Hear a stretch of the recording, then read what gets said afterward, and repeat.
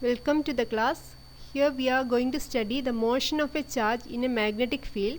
It is from the 4th chapter, Magnetic Effect of Current. Now in the plane of the screen we can see several crosses. They represent magnetic field vectors. We can see the tail of the vectors, which means that magnetic field point inwards to the screen.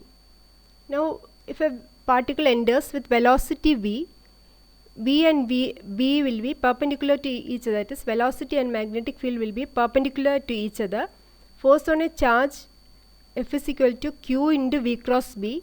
So the force produced will be perpendicular to V. It tends to make the path of the particle circular. Now if we consider another point, we can see that the force is again perpendicular to V. Now let us see what is the magnitude of force.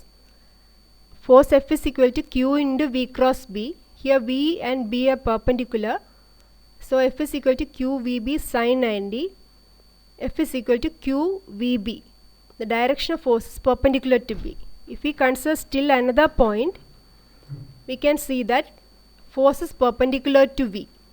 So at each point, force is perpendicular to V, making the path of the particle circular. So magnetic force on the charge F is equal to QVB. For a particle to move in a circular path, centripetal force is needed. Here the centripetal force is provided by the magnetic force.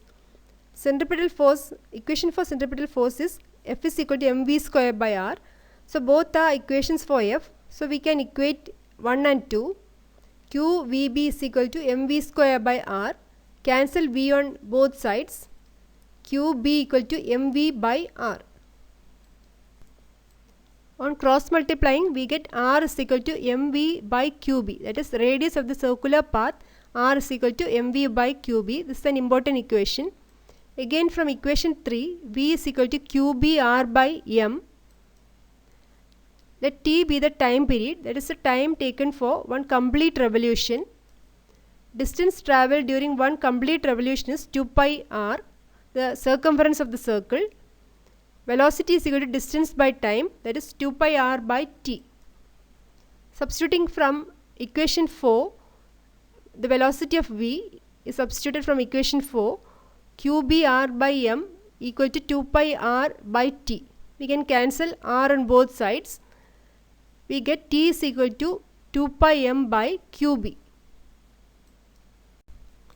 Now F equal to 1 by t. We get F is equal to qb by 2 pi m. This is an important equation.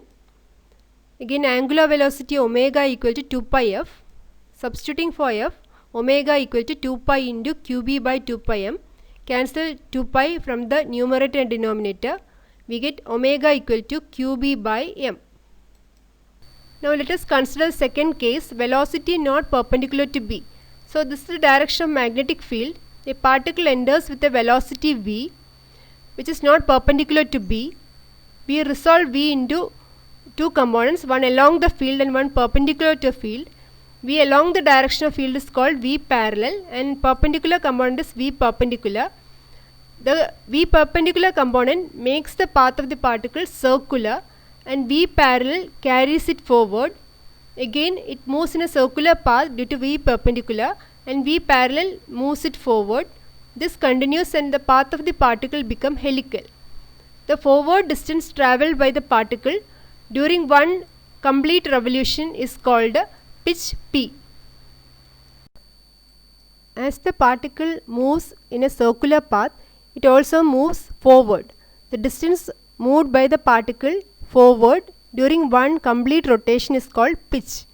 So pitch P is equal to velocity by time. Here the velocity which carries the particle forward is V parallel. So V parallel by time. So P is equal to V parallel by time period t, that is 2 pi m by qb. So P is equal to V parallel into qb by 2 pi m.